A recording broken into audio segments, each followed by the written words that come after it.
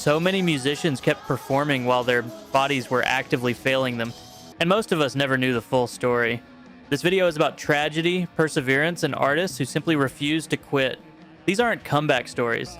These are musicians who stayed on stage as illness closed in, pushing through pain and exhaustion until the very end.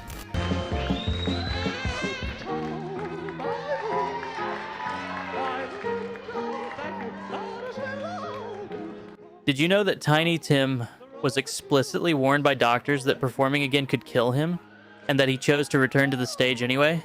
His story is one of the most unsettling stories in music history.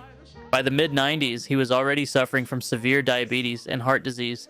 In September 1996, he suffered a heart attack on stage and was hospitalized. Doctors then told him clearly, "Stop performing or you will die." Coughing during the show, well, it's because, you know.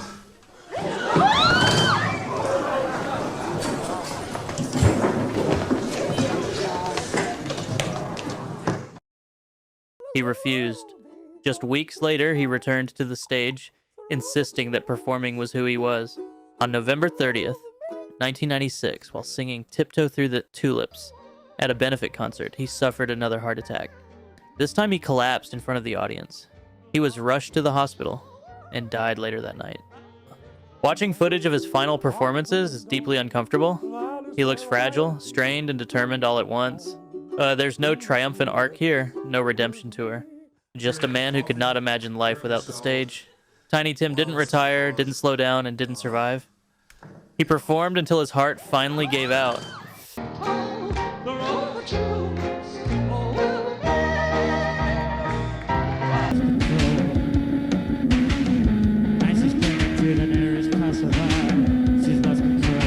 You know, watching Ian Curtis perform today feels unsettling once you understand what his body was going through every time the lights came on. Ian was the singer of Joy Division and suffered from severe epilepsy, made worse by touring stress, sleep deprivation, and harsh lighting. Seizures happened frequently, sometimes during performances. In several shows, he collapsed on stage, his body convulsing while audiences thought it was part of the act. Medication left him disoriented and depressed.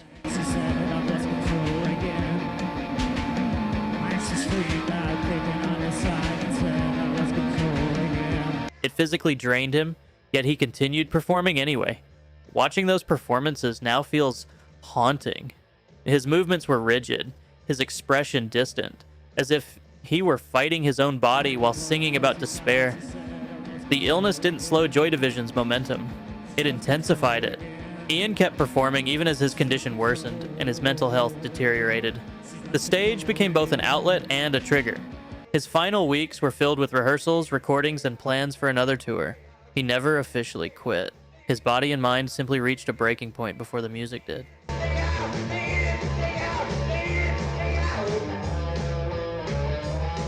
I saw a werewolf with a Chinese menu in his hand, walking through the streets of Soho in the rain. Warren Zevon knew he was dying, and that knowledge changed the way he walked onto a stage. He was diagnosed with terminal mesothelioma, and he knew exactly how little time he had left. Instead of retreating, he chose to keep working and performing. He spoke openly about what was happening to him. His final television appearance on The Late Show with David Letterman in 2002 became legendary. He performed, made jokes, and reflected, fully aware it was likely his last time on stage. There was no denial in his voice, only resolve. Drop me and you state your claim on a VIP who could make your name. What makes Zevon's story so powerful is how deliberate it was. He wasn't pushing through confusion or collapse. He was choosing to show up, knowing the outcome. His performances became quieter, more fragile, but also more focused.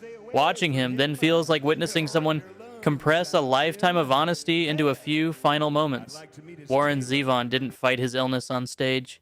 He stood beside it, sang anyway, and made peace in front of the world. They killed the one they're living, and they help out the Congolese.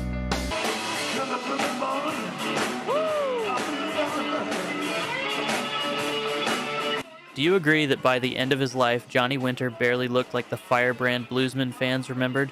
Still, he kept touring. His final years were marked by visible physical decline, yet he refused to disappear. Once known for explosive energy, he became increasingly frail, often appearing gaunt and exhausted on stage. Still, he kept touring. In July 2014, Johnny performed at the Cahors Blues Festival in France. 3 days later, he was found dead in a hotel room in Zurich. That proximity alone is staggering.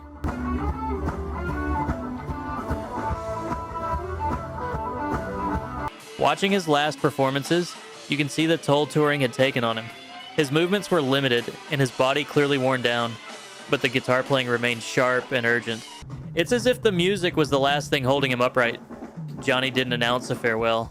There was no final tour branding and no speeches. He simply kept going, show after show, until there were no more. His death felt sudden only because he never stepped away. Johnny Winter stayed on the road until the road ended him.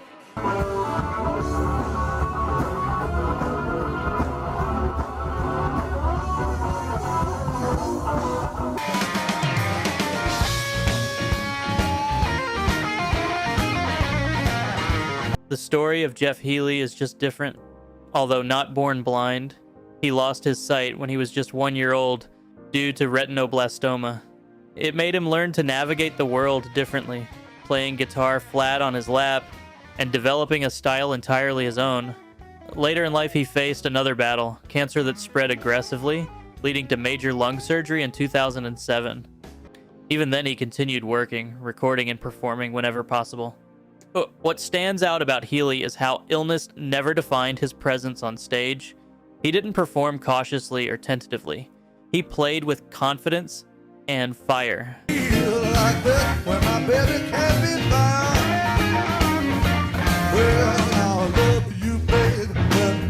Watching him late in life, knowing what he was fighting physically, makes those performances heavier.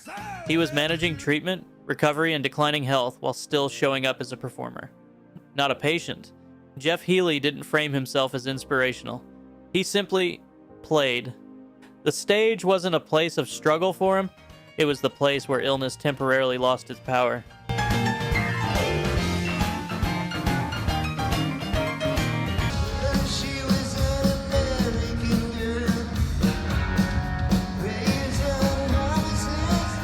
Tom Petty's final tour now feels almost unbearable in hindsight. During the 2017 anniversary run with the Heartbreakers, he was dealing with severe physical pain, including a fractured hip that worsened over time. Doctors advised rest, but Tom insisted on finishing the tour. He didn't want to let the band, the crew, or the fans down.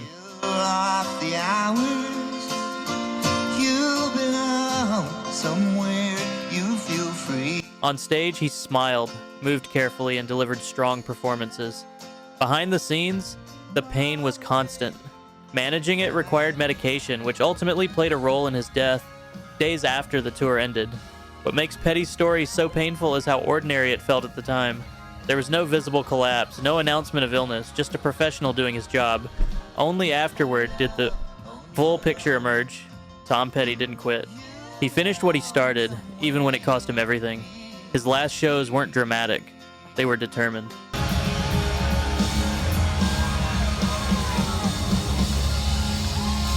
Working part-time and a 5 and dime. My boss was Mr. McVie. I remember watching Prince's final performances and feeling that something wasn't quite right, even if no one could explain why. Prince's final months were filled with warning signs that were easy to miss at the time. He looked thinner and moved more cautiously. Shows were canceled occasionally, citing illness. In April 2016, he postponed concerts due to what was described as the flu, then returned to the stage for what would become his final performance. If there's room, I'd like to sit at your table. And she said, It's tight, it's tight, but I think I can fit you in. Days later, he was found unresponsive following an emergency plane landing where naloxone was administered. Watching that last show now feels eerie. The performance itself was controlled, almost restrained, but still unmistakably Prince. He didn't speak about pain, he didn't ask for sympathy, he performed. Prince's illness was largely hidden, both from the audience and perhaps from himself. He didn't tour heavily at the end, but he never formally stopped performing either. The stage remained part of his identity until the very last moment. His death reframed everything we thought we were seeing. Come on. Before people lose hair on one side is wet back. Can drive them away. We can beat them. David Bowie suffered largely in silence, although there were signs of declining health. During his 2004 tour, David Bowie collapsed and later required emergency treatment for a blocked artery.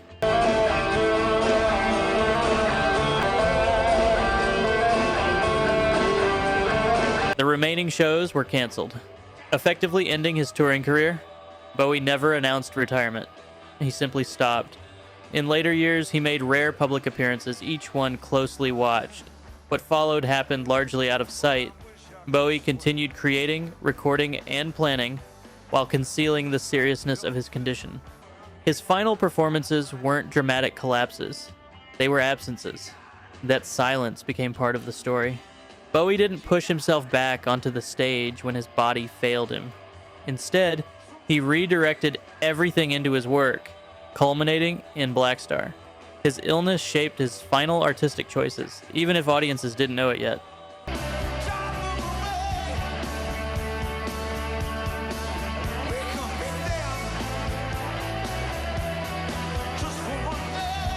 It's another tequila sunrise. And then we have Glenn Frey. Like David Bowie, his decline was also gradual and complicated. Diagnosed with rheumatoid arthritis years earlier, he continued touring with the Eagles while managing chronic pain and increasing complications. Over time, additional illnesses, including colitis and pneumonia, weakened him further. Tours were postponed and appearances reduced, but Frey never publicly framed himself as finished. Wasn't just another woman, and I couldn't keep. Watching later Eagles performances, you can see the strain, even as the professionalism remains intact. He didn't collapse on stage or announce a final goodbye. He simply kept going until his health no longer allowed it. Frey's story is less about dramatic moments and more about endurance. The weight of touring, aging, and illness that accumulated quietly. When he died in 2016, many fans were shocked by how serious his condition had become. Glenn Frey didn't fight illness publicly. He carried it privately, showing up as long as he could until the music finally had to stop.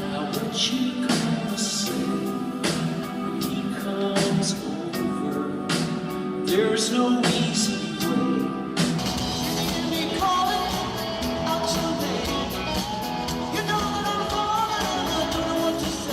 Christine McVie's story is about return rather than collapse.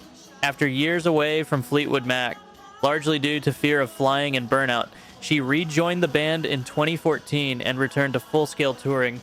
Watching her back on stage felt celebratory, a reunion many thought would never happen.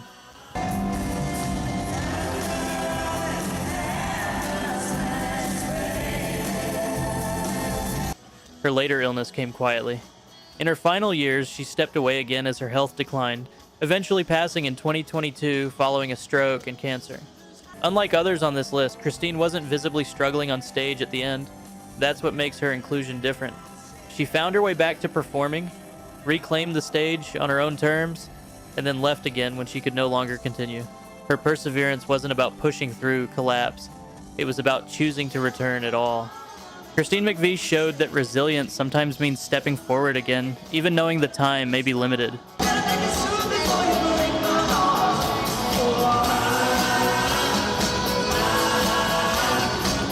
These musicians kept performing because it was who they were, and it kept them going. Illness didn't stop them or silence them until there was no other choice. Which story hit you the hardest? Let me know in the comments.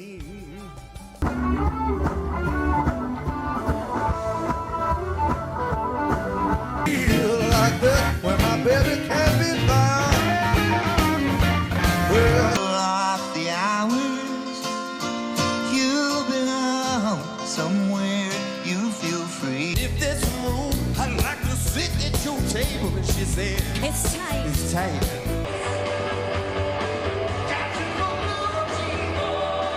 Wasn't just another woman,